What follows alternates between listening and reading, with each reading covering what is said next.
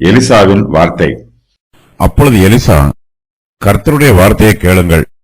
நாளை இந்நேரத்தில் சமாரியாவின் வாசலிலே ஒரு மரக்கால் கோதுமை மா 1 சேக்கலுக்கும் 2 மரக்கால் வார்கோதுமை 1 சேக்கலுக்கும் விற்கப்படும் என்று கர்த்தர் சொல்லுகிறார் என்றான். அப்பொழுது ராஜாவுக்கு கைலாக கொடுக்கிற பிரதானி ஒருவன் தேவனுடைய மனுஷனுக்கு பிரதியுத்தரமாக, இதோ, கர்த்தர் வானத்திலே மதகுகளை உண்டாக்கினாலும் இப்படி நடக்குமா என்றான். அதற்கு அவன், உன்னுடைய கண்களினாலே அதை காண்பாய், ஆனாலும் அதிலே சாப்பிட மாட்டாய் என்றான். சமாரியாவில் கொடிய பஞ்சம் உண்டாயிற்று. சீரிய ராஜாவின் இராணுவத்தார் சமாரியா பட்டணத்தை முற்றுகை போட்டிருக்கிறார்கள். இஸ்ரவேலின் ராஜா எலிசாவின் மீது கோபப்பட்டு அவருடைய தலையை வெட்டி போட வேண்டும் என்று விரும்பினான். ஆனாலும் ராஜா மனம் திரும்பி, இந்த பொல்லாப்பு கர்த்தரால் உண்டானது என்று சொல்கிறான். அப்பொழுது கர்த்தருடைய வார்த்தை எலிசாவுக்கு உண்டாயிற்று. எலிசா இஸ்ரவேலின் ராஜாவையும் அவனோடு கூட இருக்கிற பிரதானிகளையும் நோக்கி, கர்த்தருடைய வார்த்தையை கேளுங்கள். நாளை இந்நேரத்தில் சமாரியாவின் வாசலிலே 1 மரக்கால் கோதுமை மா 1 சேக்கலுக்கும் 2 மரக்கால் வார்கோதுமை 1 சேக்கலுக்கும் விற்கப்படும் என்று கர்த்தர் சொல்லுகிறார் என்று சொல்லுகிறார். ஜனங்கள் வாசலின் வழியாய் போக்கும் வரத்துமாக இருப்பார்கள். தானியங்களை விற்பதற்கும் வாங்குவதற்கும் இந்த வாசலே ஏற்ற இடமாகும். இஸ்ரவேலின் ராஜா மிகுந்த மன வருத்தத்தோடு, நான் இனி கர்த்தருக்காக காத்திருக்க வேண்டியது என்ன என்று சொன்னான். சமாரியாவிலே பஞ்சம் எப்போது நீங்கும் என்று ராஜாவுக்கு தெரியவில்லை. ஸ்திரீகள் தாங்கள் பெற்ற பிள்ளைகளையே சமைத்து சாப்பிடுகிறார்கள். பஞ்சம் இன்னும் அதிகரித்தால் ஜனங்கள் இனிமேல் எதை சாப்பிடுவார்கள் என்று ராஜாவுக்கு தெரியவில்லை. சமாரியாவிலே பஞ்சம் கொடிதா இருக்கிறது. அவர்களால் சமாரியாவுக்கு வெளியே போகவும் முடியவில்லை. சீரியர்கள் சமாரியா பட்டணத்தை முற்றுகை போட்டிருக்கிறார்கள். இஸ்ரவேல் ஜனத்தாரால் ஒன்றும் செய்ய முடியவில்லை. ராஜாவாலும் அவர்களுக்கு உதவி செய்ய முடியவில்லை. சமாரியாவுக்கு உள்ளே இருக்கிற ஜனங்கள் திக்கற்றவர்களாயிருக்கிறார்கள். அவர்களுக்கு என்ன செய்ய வேண்டும் என்று தெரியவில்லை. மனுஷருக்கு பிரச்சனைகள் அதிகரிக்கும் போது கர்த்தர் தம்முடைய தெய்வீக வல்லமையை வெளிப்படுத்தி தம்முடைய நாமத்தை மகிமைப்படுத்துகிறார். தங்கள் சுய பலத்தினால் ஒன்றும் செய்ய முடியாது என்பதை மனுஷர் உணரும் போது கர்த்தர் தம்முடைய வல்லமையை அவர்களுக்கு வெளிப்படுத்துகிறார்.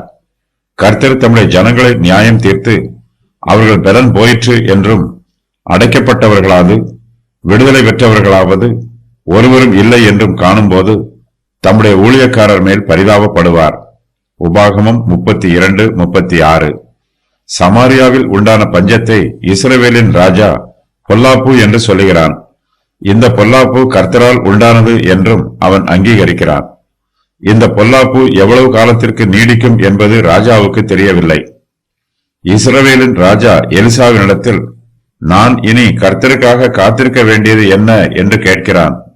இந்த வாக்கியத்திற்கு கர்த்தரால் உண்டான இந்த பொல்லாப்பு இன்னும் எவ்வளவு காலத்திற்கு இருக்கும் என்று பொருள்.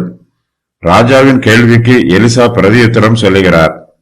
கர்த்தருடைய வார்த்தையை கேளுங்கள் என்று எலிசா சொல்லுகிறார். இஸ்ரவேலின் ராஜா இதுவரையிலும் மனுஷருடைய வார்த்தைகளை கேட்டான். அவன் இனிமேல் கர்த்தருடைய வார்த்தைகளை கேட்க வேண்டும்.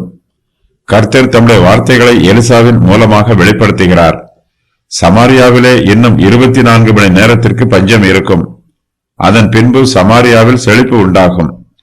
எலிசா இஸ்ரவேலின் ராஜாவுக்கு கர்த்தருடைய வார்த்தையை சொல்லும் போது, நாளை இந்நேரத்தில் சமாரியாவின் வாசலிலே 1 மரக்கால் கோதுமை மா 1 சேக்கலுக்கும் 2 மரக்கால் வார்கோதுமை 1 சேக்கலுக்கும் விற்கப்படும் என்று கர்த்தர் சொல்லுகிறார் என்று சொல்லுகிறார். நாளை இந்நேரத்தில் சமாரியாவின் ஒளிமுக வாசலிலே கோதுமையும் வார்கோதுமையும் மிகவும் குறைவான விலையில் விற்கப்படும். சமாரியாவின் சரித்திரத்திலே இதுபோன்ற குறைந்த விலையில் கோதுமையும் வார்கோதுமையும் இதுவரையிலும் விற்கப்பட்டதில்லை. இப்போது சமாரியாவிலே கொடிய பஞ்சம் இருந்தாலும் இன்னும் 24 மணி நேரத்திற்கு உள்ளாக இந்த பஞ்சம் முடிவு வரும். அப்போது சமாரியாவில் செழிப்பு வரும்.